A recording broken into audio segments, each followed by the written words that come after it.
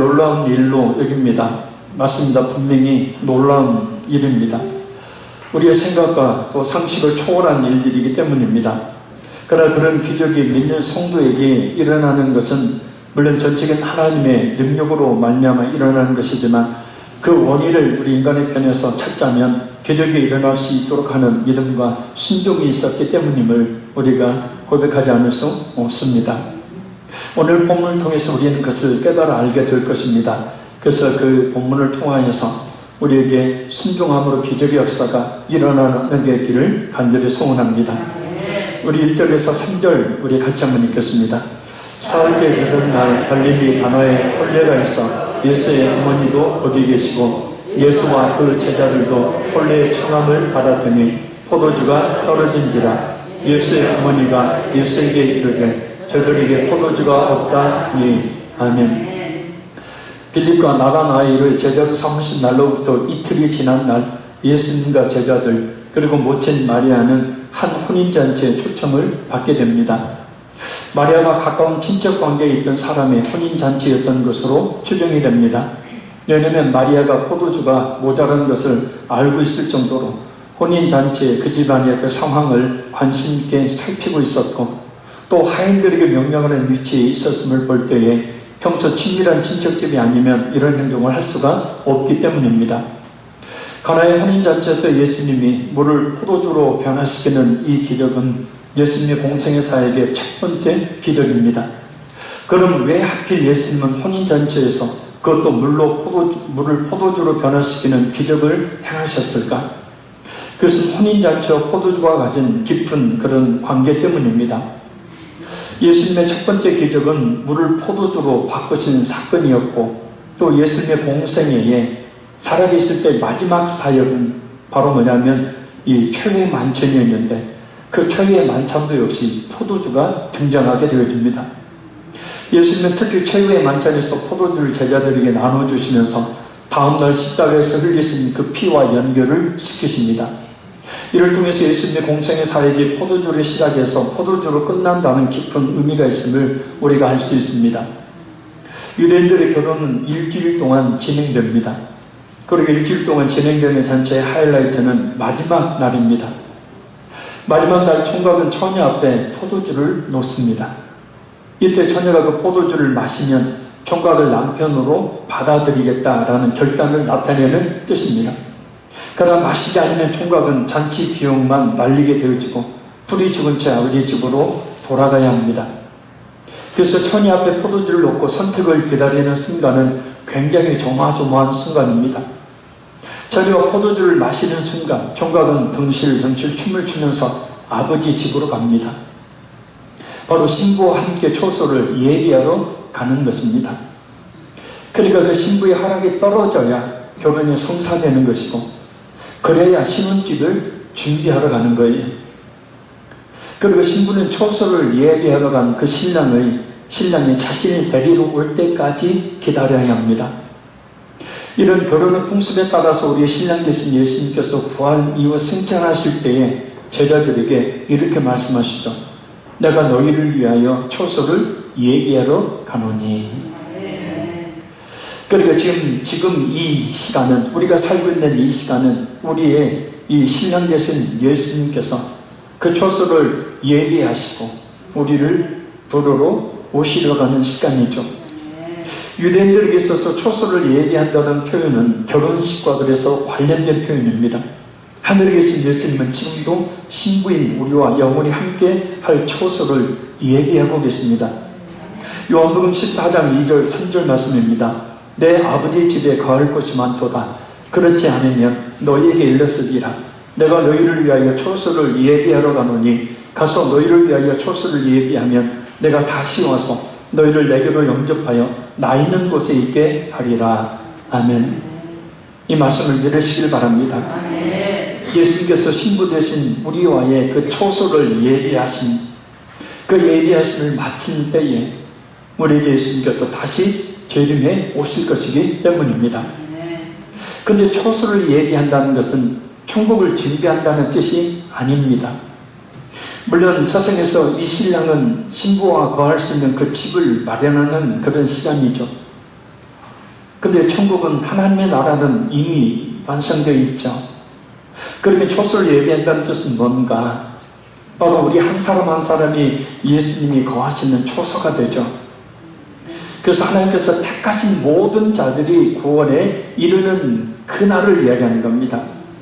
그래서 하나님께서는 오늘도 그 초소를 예비하시는데 바로 하나님의 나라에 들어갈 수 있도록 하나님의 택하신 백성 한 사람 한 사람을 하여금 예수님을 믿도록 전도자를 통하여 말씀하시고 그들 한 사람 한 사람이 예수님을 믿음으로 말미암아 하나님께서 택하신 모든 백성들이 구원에 이르는 그때에 바로 신랑 되신 예수님께서 우리를 데리러 온다라는 겁니다. 그날이야말로 우리 성도들이 있어서 가장 기대되는 소망의 날인 줄로 믿습니다. 물이 귀한 광야 이스라엘에서 포도주는 술이 아닌 음료수였습니다. 그것도 생명을 살리는 음료수입니다. 이스라엘에서 포도를 수확하는 시기는 8월, 9월 무렵입니다. 이때는 햇빛이 가장 강렬하게 내리쬐는 한여름으로 숨쉬기조차 힘든 계절입니다.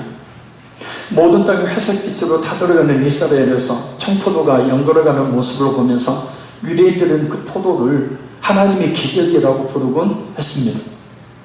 건기의 끝 무렵인 포도 수확기, 그때쯤 되어지면 웅덩이에 모아놓은 물이 바닥을 드러내는 때입니다. 광야 이스라엘 사람들에게는 꿀보다 더 귀한 것이 바로 물입니다. 그들은 생명과 같은 물이 바닥날 즈음에 정확히 때를 맞춰 회색빛 광야를 뒤로한 채 한껏 연근 그 청포도를 따서 포도주 틀에서 밟습니다. 여기서 포도주가 되었고 유대인들에게 포도주는 자연스럽게 해갈의 기쁨을 상징하게 되었습니다. 음주 문화가 음란 문화와 뒤섞여 타락한 한국에서 포도주는 그리스도인들이 금해야 될 술의 한 종류일 뿐이지만 유대인에게 포도주는 생명을 기쁘게 하는 음료수였던 거예요. 그런데 지금 혼인잔치입니다. 가장 기뻐야 될 잔치, 그 잔치의 기쁨을 더해줄 포도주가 지금 떨어진 것입니다. 잔치 중에 포도주가 떨어졌다는 사실은 당시로서는 매우 곤혹스러운 일이었습니다. 그런데 마리아는 이 문제를 어떻게 해결합니까? 예수의 어머니 마리아, 그 마리아는 예수님에게 저들에게 포도주가 없다 라고 말합니다. 우리 인생의 모든 문제를 주님께 우리가 의뢰해야 될 줄로 믿습니다. 힘들고 어렵고 고통스러운 문제들을 주님께 맡기며 주님이 아니면 해결을 할 수 없습니다 라고 고백하는 그 겸손함과 주님을 전적으로 의지하는 태도를 우리가 기도를 통해서 보여야 합니다. 왜냐하면 우리 인간의 근본적인 모든 문제를 해결해 주실 분은 오직 하나님 한 분밖에 계시지 않기 때문입니다. 그럼 마리아는 어떻게 이렇게 즉각적으로 예수님을 의지할 수 있었을까요? 그것은 마리아가 예수님이 어떤 분인지를 정확히 알고 있었기 때문입니다. 성령으로 자신의 몸에 있게 되신 메시아임을 알았기 때문이죠. 예수님께서 세례 요한에게 세례를 받으실 때 일어났던 그 놀라운 일들을 목격했습니다. 또한 여러 가지 예수님에게서 일어난 그 사건들을 통해서 예수님께서 메시아이심을 알고 있었기 때문입니다. 그래서 마리아는 감히 예수님께 기적을 베풀도록 의견을 내어 놓았던 것입니다. 맞습니다. 우리가 말로 다 할 수 없는 큰 은혜 가운데 거하는 것은 우리 예수님이 어떤 분인지를 정확히 알았을 때 가능합니다. 우리가 복을 받을 수 있는 것도 우리 예수님이 어떤 분인지를 알았을 때 가능합니다. 죄악을 끊고 거룩한 삶을 살 수 있는 것도 우리 예수님이 어떤 분인지를 알았을 때 가능합니다.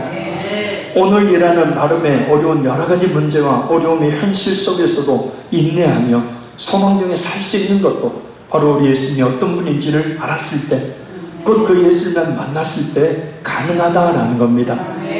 그를 장애를 이루는 인간이란 필연적으로 예수님을 믿는다는 믿음이 있다 하더라도 자신의 생각으로 자신의 힘으로 살아가게 되어집니다. 그러나 예수님이 어떤 분인지를 정확히 안다면, 믿는다면 우리가 전적으로 우리 예수님을 신뢰하게 될 줄로 믿습니다. 그래서 호세 선지자는 하나님을 힘써 알아야 한다고, 힘써 알아가라 라고 호세에서 외치고 있는 겁니다. 빌립보서 3장 8절을 보면 바울서도 또한 예수를 아는 지식이 가장 고상하다라고 말하고 있고, 고린도서 1장 10절을 보면 예수를 아는 일에 자라가라 라고 권면하고 있습니다. 그래서 말씀을 잘 들어야 합니다. 예수님에 대해 하나님에 대해 말씀하고 있는 성경을 많이 듣고 있고 깨달아 하나님을, 특별히 예수님을 우리가 체험적으로 알아야 합니다. 그래야 하나님을 알 수 있고, 그래서 하나님을 의지함으로 그 능력을 경험하는 삶을 살 수가 있기 때문입니다. 모르는데, 신뢰하지 못하는데 누가 의지합니까? 우리 인간의 관계 속에서도 마찬가지 아닙니까? 믿을 만한 사람이 아닌데, 내가 어떤 문제를 의뢰했을 때 그 사람이 그 문제를 해결해 줄 만한 능력이 없는 것을 아는데 왜 그를 신뢰하고 의지하겠습니까? 결코 그럴 수 없는 거죠. 그래서 우리가 예수님이 어떤 분인지를 알면 알수록 우리 예수님을 의지하게 되어지고, 신뢰하게 되어지고, 그래서 기록해 되어지고, 그래서 그 능력의 그 체험들을 하게 된다라는 겁니다. 그래서 자꾸 예수님, 하나님 말씀하는 겁니다. 그러니까 우리 모든 문제 해결의 원인은 결국은 하나님께 있기 때문에, 그렇죠? 그래서 무엇보다도 하나님이 어떤 분인지를, 특별히 이 시간에 하나님께서는 그 맛없는 물을, 그렇죠? 맛있는 생명을 살리는 포도주로 바꾸시는 분이다. 그래서 우리가 그 예수님을 믿게 되어지면 우리의 삶이, 물같은 삶이든 어떻든 간에 그것이 맛있는 하나님의 그 은혜와 축복이 넘치는 삶으로 바꿔주시기를 하나님께 기도할 수밖에 없다라는 것입니다. 그래서 이 시간도 예수님을 잘 알고 잘 믿어서 그 예수님을 의지하여 기도함으로 말미암아서 그 능력을 경험하는 우리 모두가 될 수 있기를 간절히 소원합니다. 예수를 믿으면서도 하나님의 능력을 경험하지 못하는 그리스도인들이 갈수록 많아지죠. 그리고 예수님에 관한 그 지식들이 체험적인 그런 지식이 아니라 그런 관념적인 지식입니다. 나도 알아, 예수가 누군지. 나도 알아, 하나님이 누군지. 근데 삶 속에서는 실제로 그 예수님의 그 하나님을 의지하지 않는 경우들이 갈수록 많아진다는 거예요. 그러니 하나님의 그 역사를 경험하는, 하나님의 그 능력을 경험하는 그런 모습들이 없고, 그러니까 갈수록 이 신앙생활들이 오래된 책을 책장 안에 집어넣은 것 같이 그런 신앙생활을 하게 된다는 겁니다. 살아계신 하나님을, 여호와 하나님을 믿었던 예수님 당시의 수많은 유대인들, 대단한 그런 유대인들 역시도 마찬가지였죠. 예수님에 대한 체험적인 지식이 없으니 그냥 자신의 생각대로, 자신이 만들어낸 방법대로 신앙생활을 합니다. 기도 역시도 그렇고, 헌금 역시도 그렇고, 신앙의 모든 행위들이 역시 자신들이 만들어낸 방법으로 합니다. 그러니까 하나님의 그것이 곧 죄죠. 하마르티아. 죄는 하마르티아. 이 말은 관역에서 빗나가다가 나는 열심히 신앙생활을 하는데 하루에 3번 기도하고 일주일 2번 금식하고 10의 1조를 드리고 나머지 9개 중에서도 또 10의 1조를 떼서 구제헌금을 드리고 그렇게 열심히 신앙생활을 하는데 하나님과 전혀 상관이 없는 거예요. 왜요? 하나님이 어떤 분인지 모르니까 그런다는 거예요. 그래, 하나님을 만난 체험적인 지식이 없기 때문에 그런다는 거예요. 그래서 그들은 명목상 하나님을 의지하죠. 진정으로 진심으로 하나님을 의지하는 것이 아닙니다. 그러니 하나님의 그 능력이 그들에게 나타나지를 않았던 겁니다. 그래서 영적으로는 황무함 속에 살아가는 거죠. 사막의 황무함처럼 말입니다. 그래서 우리가 날마다 하나님에 대해서 알고 아는 것만큼 신뢰하는 것만큼 기도해서 하나님이 그 살아 역사하시는 그 능력을 경험하는 우리 모두가 될 수 있기를 간절히 소원합니다. 왜요? 하나님은 살아 계십니다. 하나님은 그 능력을 역사하시는 분이십니다. 자, 우리 4절 읽겠습니다. 예수께서 이르시되 여자여 나와 무슨 상관이 있나이까? 내 때가 아직 이르지 아니하였나이다. 아멘. 예수님께서 자기 어머니를 가리켜 여자여 라고 말씀을 합니다. 한국인의 정서에서 보면 굉장히 무리한 표현으로 읽을 수 있지만 아닙니다. 헬라어로 그나이라는 말입니다. 당시 그리스 로마 시대에 왕이 왕후를 부를 때 여자야, 또 아내를 사랑스럽게 부를 때 사람들은 존칭합니다. 그러니까 예수님은 포도주가 떨어졌다는 그 어머니 마리아의 요구에 대해서 존칭을 사용하면서 정중하게 나와 무슨 상관이 있나이까?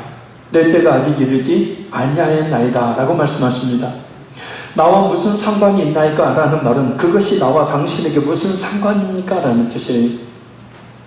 그리고 내 때가 아직 이르지 아니하였나이다 라고 말씀합니다. 예수님은 내 때, 그 십자가의 죽으심의 때를 말합니다. 십자가의 죽으심이라는 일대의 사건을 미리 바라보시면서 긴장감을 감돌게 하시는 말씀을 하시는 겁니다. 혼인잔치의 주인공은 신랑과 신부이지만 이 혼인잔치를 통해서 예수님께서는 장차 우리 성도들의 영원한 참 신랑이 되실 것을 지금 말씀하고 있는 거예요. 누가 알았을까요? 혼인잔치의 포도주가 떨어진 이 사건을 통하여 예수님의 십자가의 그 죽으심을 말씀하셨음을, 그 마음을 누가 진작에냈을까요?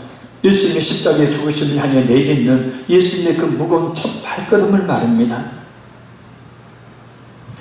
예수의 어머니 마리아는 포도주를 요구하고 있지만 예수님은 십자가에 흘리실 그 피를 말씀하고 있다라는 거예요. 여러분, 우리가 예수님께 요구하고 바라고 원하는 것이 무엇이든지 무엇보다 예수님을 확실히 믿는 믿음 가운데 그것을 바라고 요구하시기를 바랍니다. 그래야 그것이 진정 의미가 있고 가치가 있고 그것이 하나님 주신 축복이 되기 때문입니다. 자, 우리 5절 말씀 읽겠습니다. 그의 어머니가 하인들에게 이르되 너희에게 무슨 말씀을 하시는지 그대로 하라 하니라. 아멘. 자, 4절 말씀에 따르면 분명 거절당한 것입니다. 그러나 마리아는 예수님께 모든 것을 맡기고 하인들에게 예수님이 무슨 말씀을 하시든지 그대로 순종하라고 말합니다. 아이고, 됐습니다. 됐어요. 내가 이렇게 기도했는데 안 들어주시다니 됐습니다. 이제 됐습니다. 기도 안 합니다. 이게 아니죠. 예수님의 그 말씀의 의미가 무엇인지 예수님이 이 물을 포도주로 바꾸실 것을 마리아는 미리 바라보고 있는 거예요. 할렐루야. 자, 저런 보십시오. 오늘 우리가 하나님을 신뢰하고 의뢰하며 기도하는 것은 우리의 내일을 잊게 합니다. 아멘. 오늘 우리의 기도는 우리의 내일을 잊게 만든다는 거예요. 그러니까 우리는 오늘의 기도의 시간 속에서 우리는 내일을 펼치게 되어지고 내일의 삶을 설계하고 내일의 삶 가운데 하나님의 역사하심을 잊게 만드는 거예요. 결국 이 순종은 기적을 낳죠. 순종은 하나님께서 일하시게 하는 비결입니다. 그래서 루터는 순종은 이적보다 낫다라고 말했습니다. 역으로 그만큼 순종하는 것이 기적을 일으키는 것보다 어렵다는 뜻이기도 합니다. 그러나 순종하면 기적이 일어나요. 순종하면 하나님께서 일을 하십니다. 그래서 축복을 누리는 성도들은 순종해야 합니다. 말씀대로 살아야 하나님의 복이 임하죠. 너희에게 무슨 말씀을 하시든지 그대로 하라. 이 정도로 마음에 어떤 감동이 있습니까? 설교를 통해서 반복적으로 내게 선포되는 메시지, 설교를 들으면서 뭔가 찔림을 받고 감동을 받고 내가 이렇게 하면 안 되지, 내가 저렇게 해야지 하고 느껴지는 그런 감동들. 근데 이것이 단 한 번의 생각으로 그치는 것이 아니라 마음에 떠나지 않고 계속 생각나는 그 같은 것들이 뭐냐라는 거예요. 이 시간에 너희 말씀을, 너희에게 무슨 말씀을 하시든지 그대로 하라라는 이 말씀을 통해서 우리에게 뭔가 분명히 하나님의 감동하심이 우리에게 있어야 될 줄로 믿습니다. 다시 한번 마리아의 말에 주목해야 합니다. 너희에게 무슨 말씀을 하시든지 그대로 하라. 이 말은 즉각적인 실행을 의미하는 말입니다. 이런저런 이유와 핑계를 대지 말고 즉각적으로 그냥 말씀 그대로 순종하라는 뜻이죠. 순종 없는 축복은 없습니다.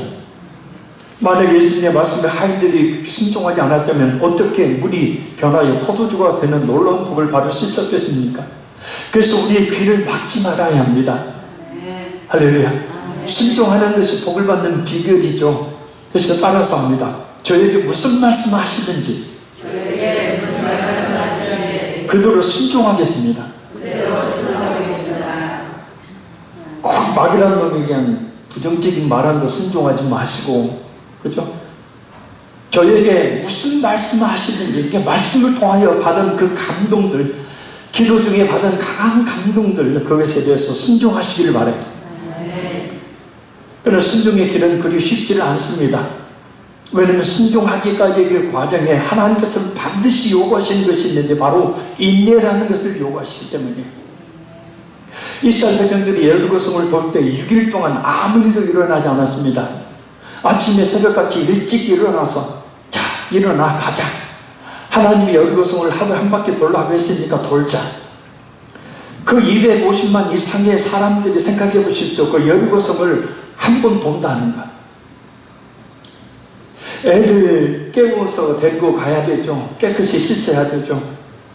이 보통 힘든 일이 아닙니다. 이게 그렇게 한 바퀴 돌았어요. 아무 일도 벌어지지 않습니다. 2바퀴, 3바퀴, 4바퀴, 5바퀴, 6바퀴 돌았는데 아무 일도 일어나지 않아요. 근데 7바퀴, 그러니까 6일이라는 그들의 인내, 그 인내의 귀한 열매가, 그 순종으로 나타나게 된 그 귀한 인내라는 열매가 7일째 되는 날 결국은 하나님의 기적으로 나타나게 된 거죠. 그래서 기도를 하되 끝까지 하시길 바라요. 아멘. 그냥 3번 기도하지 말고 5번 기도하는. 나만 장군 역시도 마찬가지 아닙니까? 당시에 가장 강대국의 군대 장관, 총사령관이. 근데 한날 계집등이 말을 합니다. 요단강에 가서 몸을 7번 담그라고. 내가 누군데? 내가 누군데? 예? 엘리사 선지자를 데리고 와라. 그로 하여금 직접 기도하게 해라. 내가 누군데? 근데 하나님께서 그를 치유해 주시기 위해서 하나님은 나만으로 하여금 그 물속에 들어가게 만들죠. 한번 들어갔다 나와도 아무 일이 벌어지지 않습니다. 2번 들어갔다 나와도 아무 일이 벌어지지 않습니다. 7번째 들어갔다 오니까 그 한센병이, 문둥병이 깨끗이 낫는 놀라운 기적 역사가 일어납니다. 그래서 하나님의 능력을 경험하는 비결은 인내하며 순종하는 겁니다. 하나님의 축복을 받는 비결 역시도 인내하며 하나님의 말씀에 순종하는 겁니다. 얼마나 인내하며 순종의 열매를 맺고 있습니까? 우리 힘으로 살지 말아야 돼요. 내 힘으로 살지 말고 주님 주신 힘과 능력으로 사셔야 합니다. 그럴 때 진정 하나님 꿀성보다도 더한 하나님의 은혜가 그 축복이 임하게 된다라는 거예요. 자, 우리 6절 읽겠습니다. 거기에 유대인의 정결 예식을 따라 2-3통 드는 돌 항아리 6이 놓이는지라. 아멘. 유대인들은 매출에서 돌아왔을 때 식사 전후에 장로들의 유전에 따라서 손을 씻는 관습이 있었습니다. 그래서 집집마다 돌 항아리를 두었고 거기 안에 물을 채워두었습니다. 이 자칫집에도 6개의 돌 항아리가 있었습니다. 한 항아리당 2-3통, 리터로 계산하면 약 76리터입니다. 76리터 정도 들어가는 크기의 항아리가 6개입니다. 근데 그 안에 포도를 채워놨는데 사람이 많아서 이미 다 비어 있습니다. 영적으로 빈 항아리는 우리의 빈 마음을 의미합니다. 혹시 세상의 욕심과 정욕과 온갖 죄악된 것들이 채워져 있어도 우리 주님 십자가 앞에 나와 회개함으로 그 마음을 내려놓으면 그 보혈로 우리의 마음을 깨끗이 씻어서 빈 마음 깨끗한 마음으로 만드시고 그 마음에 주의 은혜를 부어주실 줄로 믿습니다. 우리는 원래 항상 깨끗한 마음으로 주님 앞에 설 수가 없는 존재입니다. 그러나 좀 더러워도 주님 말고 다른 것이 채워져 있어도 그 앞에 놓이기만 하면 우리 주님은 그 보이는 능력으로 우리를 정결케 해 주실 줄로 믿습니다. 주님 앞에 놓이는 돌 항아리처럼 이 시간 내 마음을 들여오니 주의 은혜로 채워주셔서 우리 마음이라는 항아리 안에 더러운 것들이 있다면 깨끗이 씻어주셔서 정결한 마음 되게 하여 주옵시고 우리 성령의 능력으로 채워주시옵소서. 그래서 그 성령의 능력으로 우리가 가득 우리 마음이 채워져서 우리의 삶 속에서 성령의 열매를 맺는 풍성한 사는 역사를 경험하는 은혜를 있으시기를 간절히 소원합니다. 우리 7, 8절 읽겠습니다.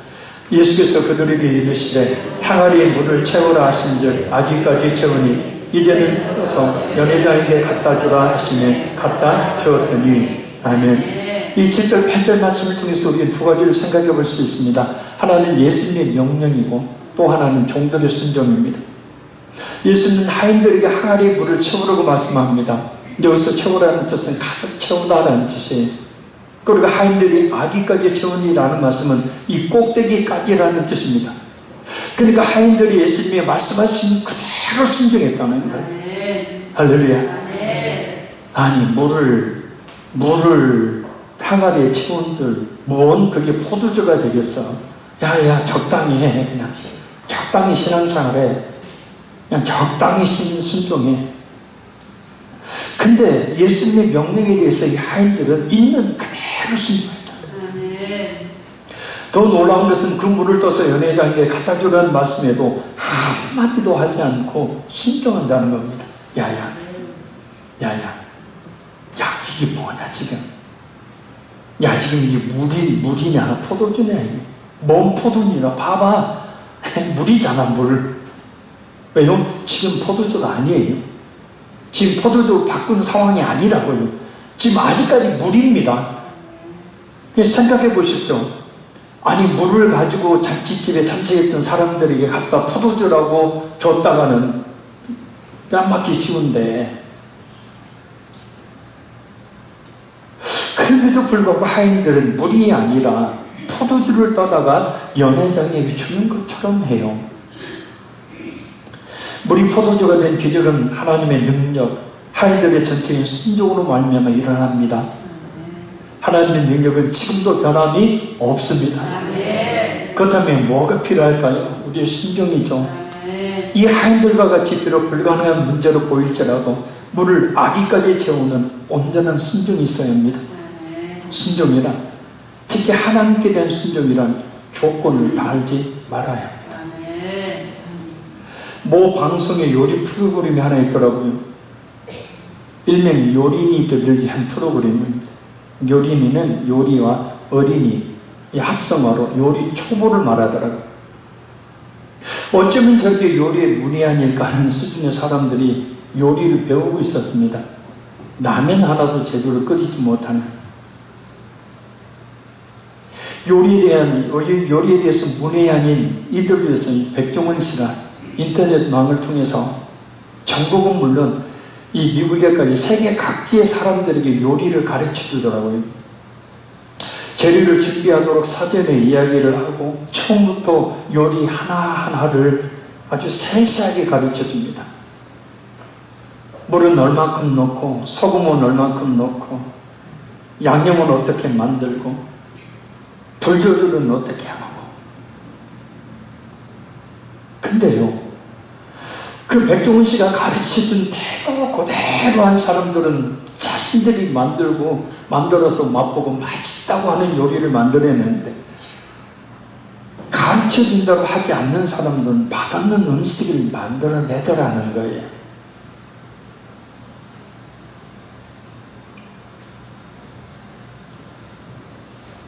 똑같은 시간에 똑같은 가르침을 받았는데 말입니다.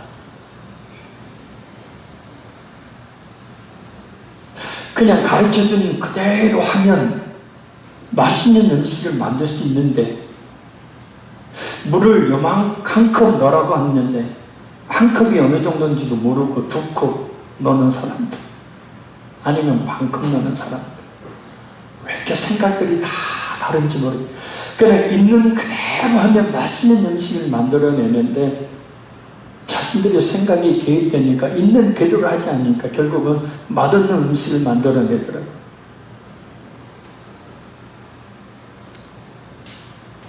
경상도에 사는 그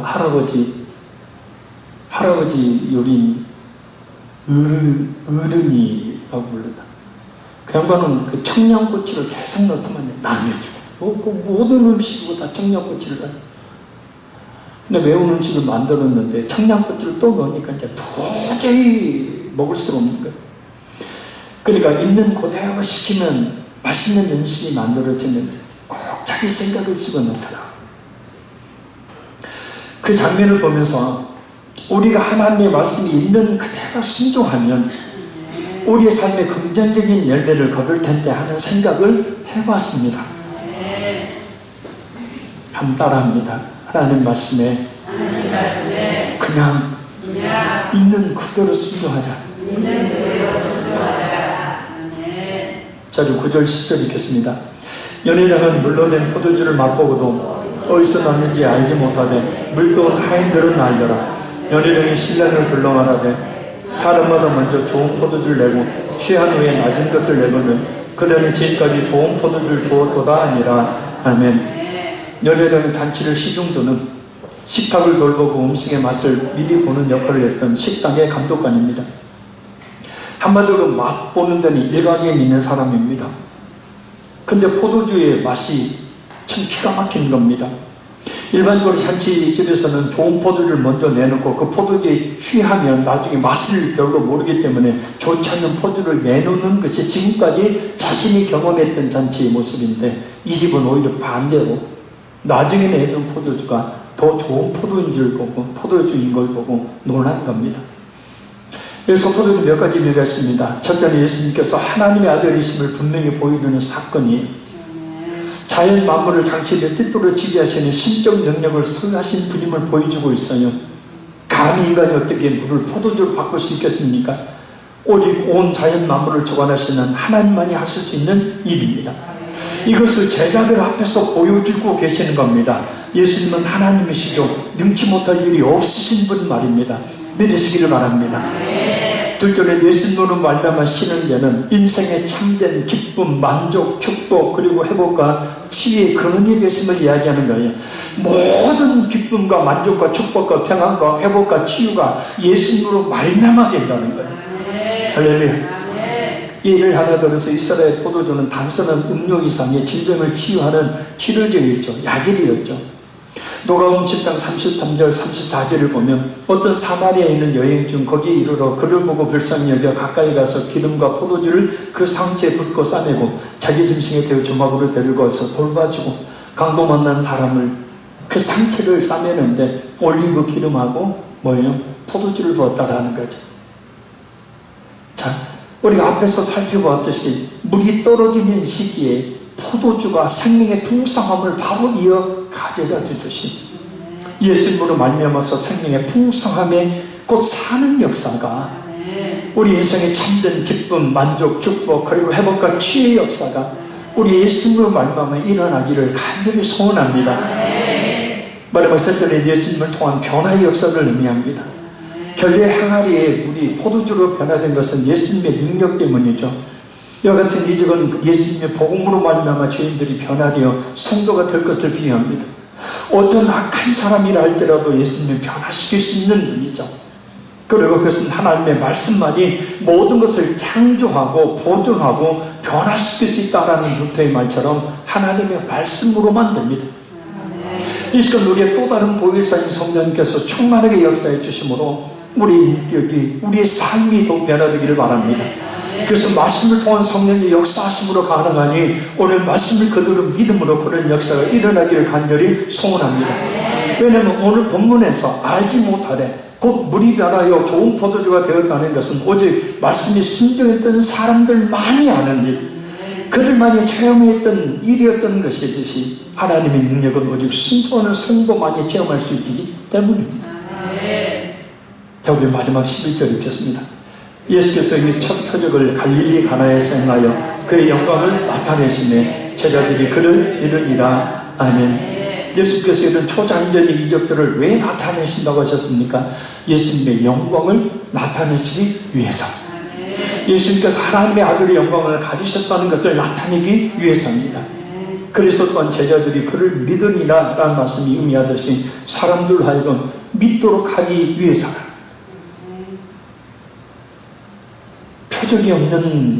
표정이 없이 믿는 것이 올바른 믿음이기도 하지만 때로는 표적을 통한 확실한 믿음을 얻게 되므로 하나님의 영광을 돌리게 되어집니다. 이 시간 우리 성령님 역사하셔서 물이 변하여 포도주가 되는 놀라운 일이 우리 가운데 일어나기를 간절히 소원합니다. 혹시 강박하고 무감각한 심령이 있으면 이 시간 깨어지기를 바랍니다. 특히 육체의 질병이 마음의 병들이 고침받기를 바랍니다. 심령의 강력한 근본적인 변화가 일어나기를 바랍니다. 지혜의 문이 열리기를 바랍니다. 우리의 삶의 모든 영역 가운데 긍정적인 변화가 일어나기를 바랍니다. 우리 인격 예수님의 인격으로 더욱 변화되기를 바랍니다. 그리스도 영이신 성령님께서 우리를 이렇게 생명으로 풍성하게 채워주시는 은혜가 있으시기를 간절히 소원합니다.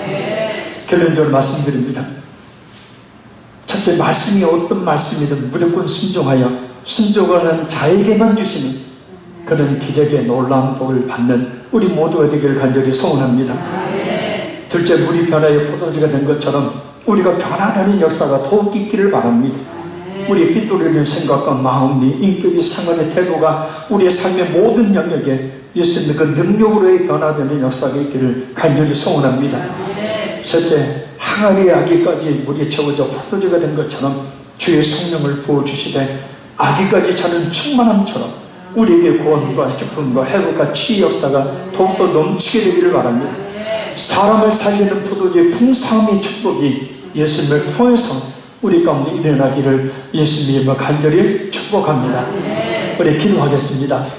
어떤 말씀이든 무조건 순종하는 순종의 역사가 있게 하시고 순종하는 자에게 주시는 놀라운 기적을 참게 하시며 물이 변화의 포도주가 된 것처럼 우리의 심장, 마음, 인격, 삶의 태도가 완전히 바뀌는 역사 있게 하여 주시고 항아리에 아기까지 물이 채워져 포도주가 된 것처럼 성령을 우리에게 부어주셔서 예수님으로 말미암는 생명의 풍성함, 구원과 기쁨과 회복과 치유 역사가 넘치게 하여 주옵소서. 우리 주여 한번 간절히 기도하겠습니다. 주여